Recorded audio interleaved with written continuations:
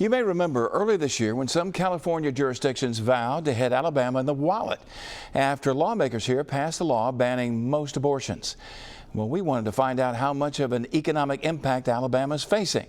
Our investigative reporter Brendan Kirby has been digging into this. He has this report. It took more than 3 months, but the city of Long Beach, California finally responded to our public records request. It turns out the Heart of Dixie doesn't have all that much to lose.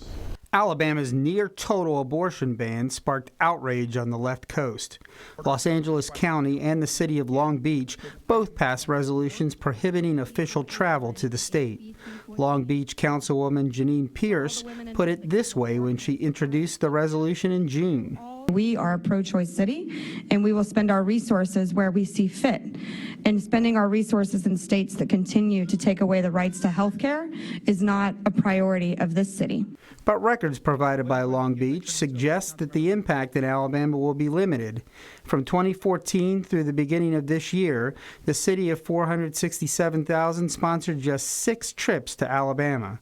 Los Angeles County records show 242 government-sponsored trips to Alabama from 2014 through April of this year, but the vast majority of them would be exempt from the travel ban. More than half, for example, were by the Department of Children and Family Services. State Senator Greg Albritton, a Republican from Atmore who sponsored Alabama's abortion ban, characterizes the California sanctions as political posturing. There hasn't been any falling off that I've seen in tourism dollars or anything else from their moratorium at all. The Long Beach travel that's occurred in the past few years has ranged from attending training sessions to transporting a suspect wanted on a warrant. In February of last year, for instance, a Long Beach police detective came to Bay Minette to pick up a criminal suspect who'd been arrested in Baldwin County.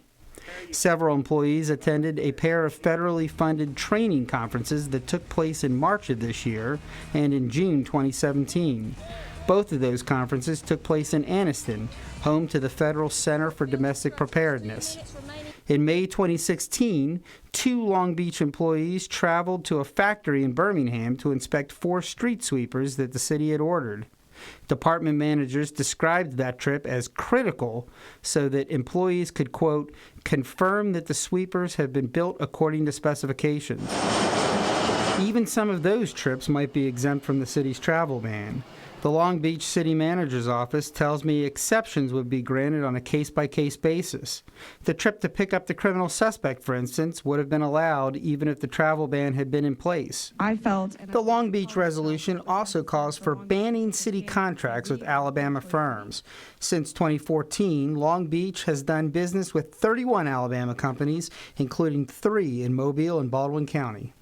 Last week, a federal judge in Montgomery blocked Alabama's abortion law from taking effect. If that preliminary injunction becomes a final court ruling, Long Beach's travel ban will go away. But judging from the level of travel in recent years, Alabama is likely not to notice one way or the other. Reporting from the studio, Brendan Kirby, Fox 10 News.